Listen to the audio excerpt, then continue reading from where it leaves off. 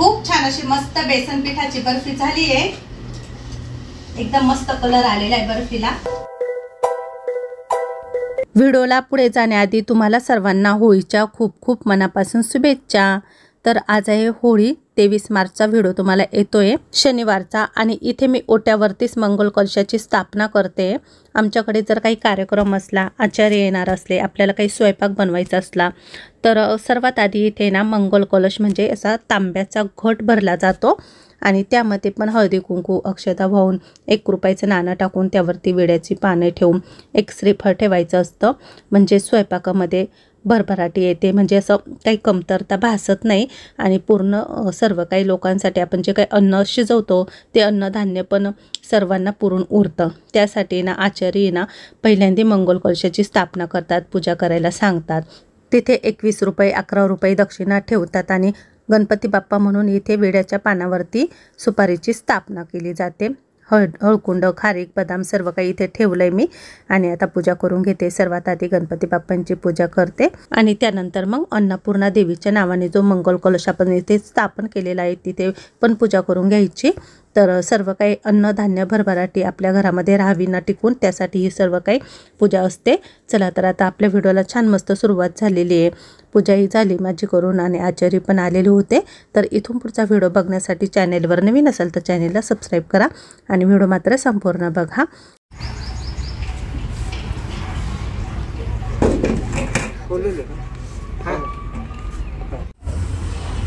उद्याला यायचं का शेगडी? नाही, उद्या मोठे आणू, उद्या मोठे आणू। तू म्हटलं याच्यावर जमलं आपल्याला काय करायचं? काय याच्यावर जमलं तर उलटून घे। 100 रुपये बारे घेते शेगडीचे।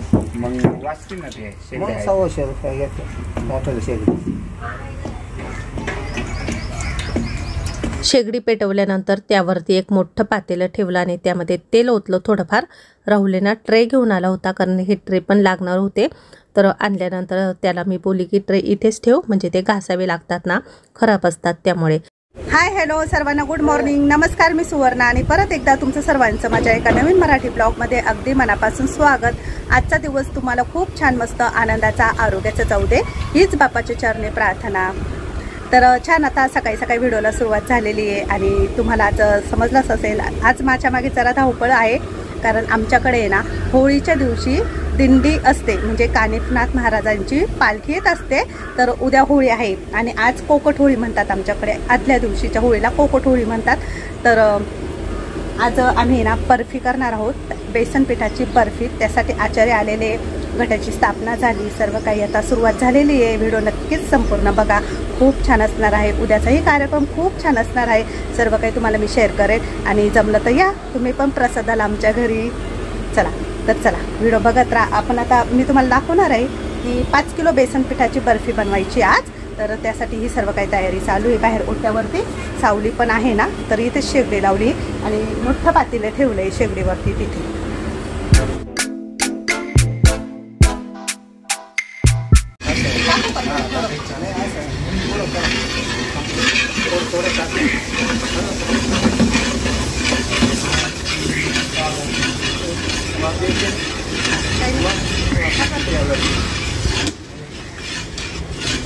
मी पण मदत करते राहुलला, काकांना।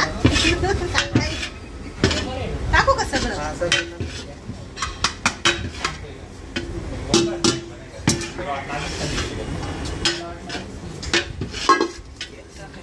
टाकू का ते?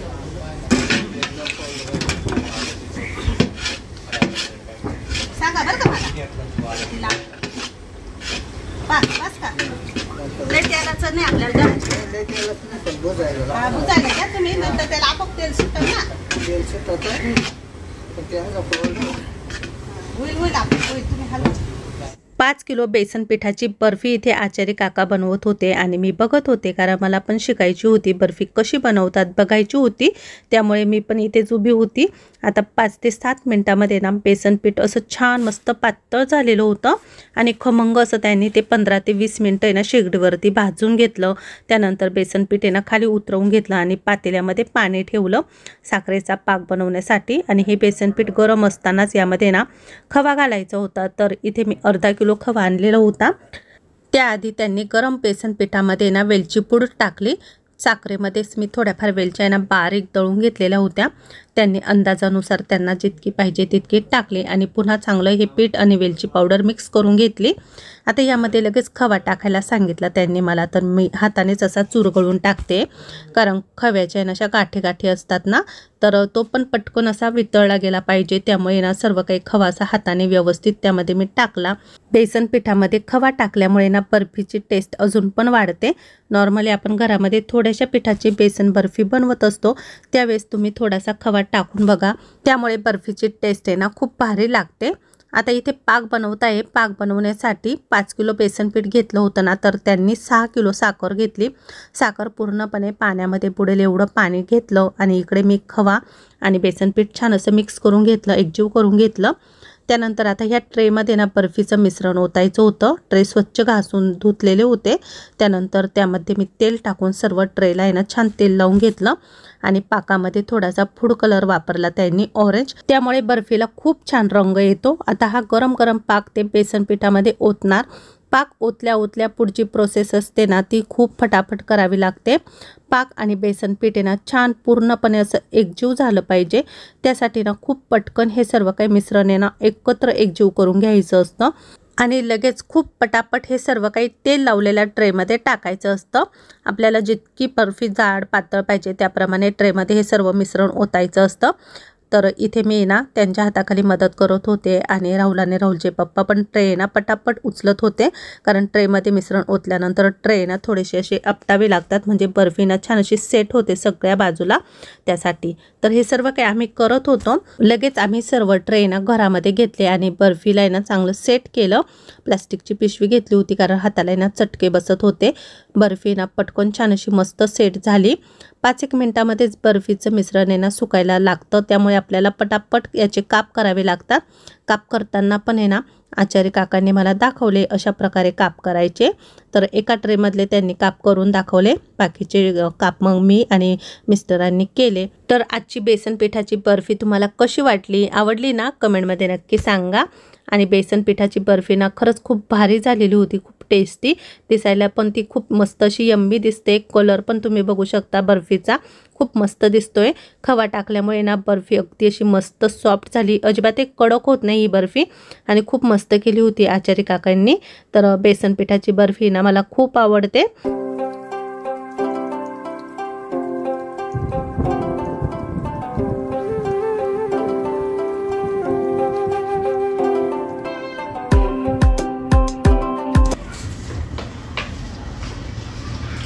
खूप छान अशी मस्त बेसन पिठाची बर्फी झाली आहे. एकदम मस्त कलर आलेला आहे बर्फीला. आता मी ना थोडीशी थंड झाली आहे, तर काढून घेतो आणि थोडंफार अजून त्याला सुकवायची आहे, म्हणजे ती भरायला आहे ना व्यवस्थित भरता येईल एखाद्या भांड्यामध्ये.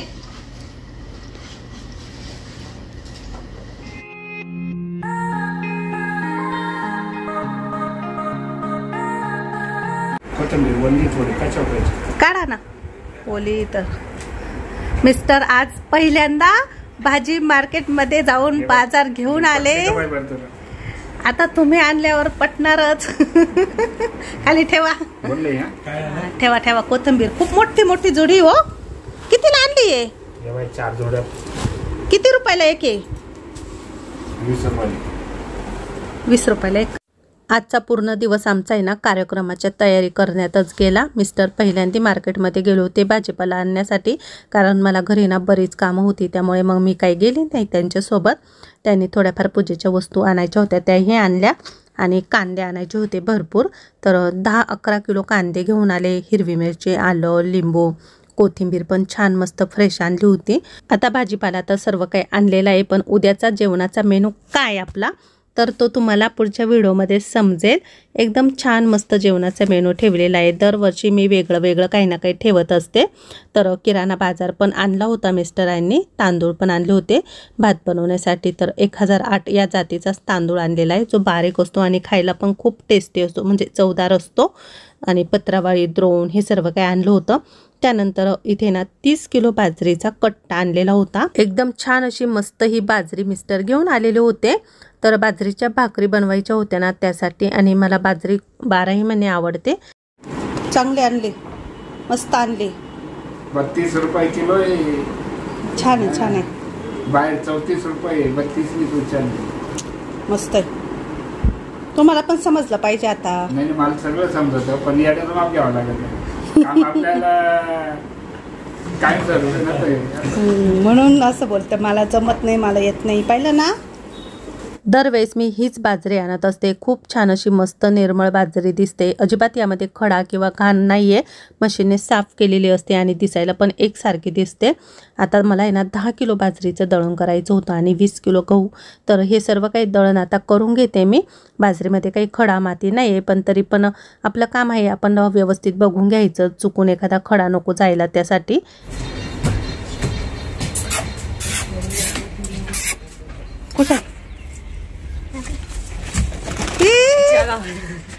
कुठे गेलं आता? त्या गच्चीवर गेलं. हळू थांब थांब. दोन आहे का? इकडे नाही येणार का? मी तिकडून जातो.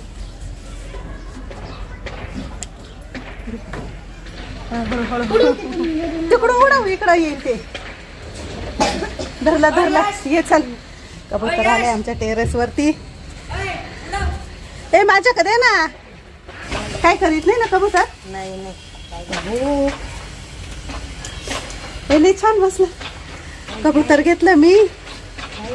तुमचं आहे का? तुम्ही पाळले का कबूतर? आणि ते काय करत नाही का? चावत नाही का? या दादूचं कबूतर आमच्या टेरेस वालं, आणि ते पडून गेलं ते पण आहे का? म्हणजे दोन आहे का? अजून आहे. मी हातात घेतलं कबूतर. दिसते का मी? कबूतर छान घेतलं. तुझं कबूतर धर तुला. मस्त वाटलं कबूतरला घेऊन. पहिल्यांदा आज मी कबूतर हातात घेतलंय. बाजरीचं दळण झालं, त्यानंतर आता गव्हाचंही करून घेतलं. मिस्टरांना आता दोन्ही पण दळण आहे ना चक्कीमध्ये ठेवायला लावते. गोणीमध्ये गहू भरून देते. दळण करता करताच टेरेसवरती कबूतर आले होते 2. तर आमच्याजवळ राहतात ना त्या ताईंचे कबूतर आहे, तर त्यांचे कबूतर पाळलेले होते त्यांनी. तर ते हातात घेतले तरी काही करत नाही. आता माझं सर्व काम आहे ना आवरल्यासारखंच आहे. फक्त शेवटचा लसूण सोलायचा राहिलेला होता. माझा घरचाच लसूण आहे हा, पण जुना होता. तर जुना लसूणच सर्व काही मी असं आहे ना व्यवस्थित चोळून घेतला हाताने, कारण सोलायला खूप वेळ लागतो ना, त्यामुळे पटापट असं करून घेतलं. रात्रीचे आता 11:30 वाजत आलेले आहे आणि मला खूप झोप लागली आहे. आता इथेच व्हिडिओची एंडिंग करणार आहे. आजचा ब्लॉग कसा वाटला कमेंटमध्ये नक्की सांगा. आवडलं तर लाईक आणि शेअर करा. उद्याच्या नवीन व्हिडिओमध्ये परत भेटू. तोपर्यंत सर्वांना बाय बाय आणि सर्वांना गुड नाईट.